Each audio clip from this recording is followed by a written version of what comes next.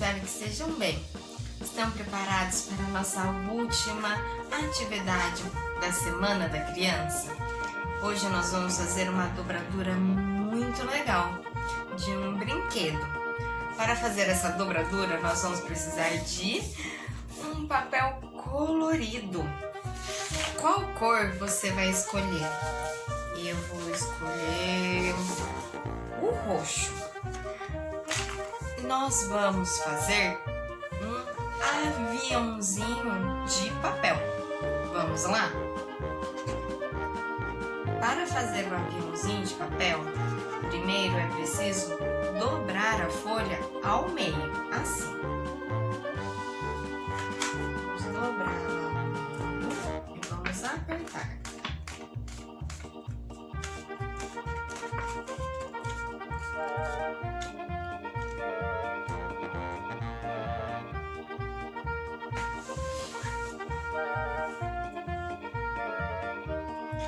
Agora nós vamos abrir e trazer cada pontinha para o meio, assim.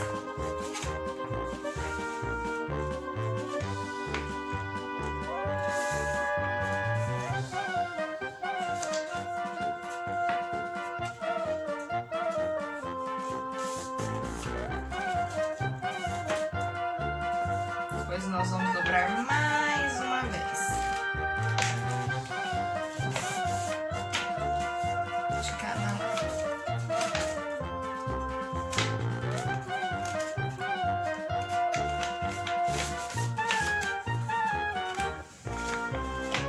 Vamos dobrar ao meio de novo.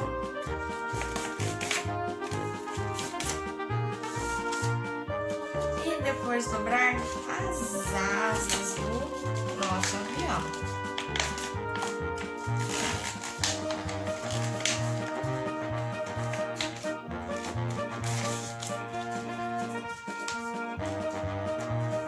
E o nosso avião ficou pronto para voar.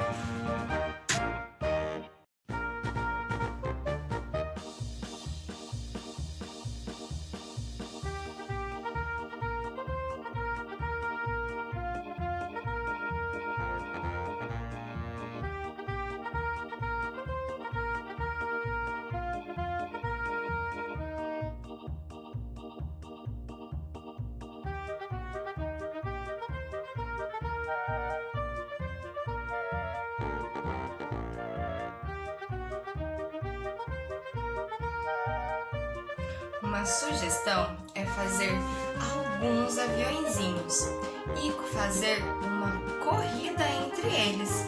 Jogue todos um atrás do outro e veja qual foi o que conseguiu voar mais longe. Espero que goste dessa brincadeira e se divirta bastante. Um beijo e até a próxima!